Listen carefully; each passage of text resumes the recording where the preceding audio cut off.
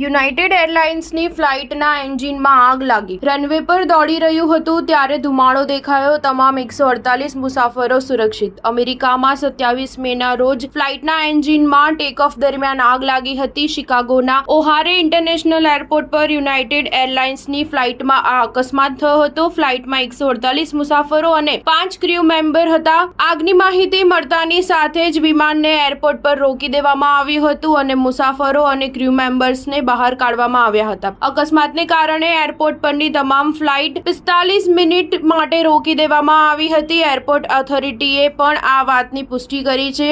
અધિકારીઓએ જણાવ્યું કે યુનાઇટેડ ફ્લાઇટ 2091 એક એરબસ A320 સોમવારે રાત્રે ભારતીય સમય અનુસાર લગભગ 11:30 વાગે વોશિંગ્ટન માટે ઉડાન ભરી હતી ત્યારે આ અકસ્માત થયો હતો. હવે એવિએશન ઇમિગ્રેશન સમગ્ર મામલાની તપાસ કરી રહ્યું છે. એરલાઇન્સે મુસાફરોની માફી માંગી હતી અને મુસાફરો માટે બીજી ફ્લાઇટની વ્યવસ્થા કરી હતી. આ ઘટનાના 4 કલાક બાદ બીજી ફ્લાઇટે ઉડાન ભરી હતી. સ્ટાર ન્યૂઝ 7 હંમેશા સચ્ચાઈની સાથે.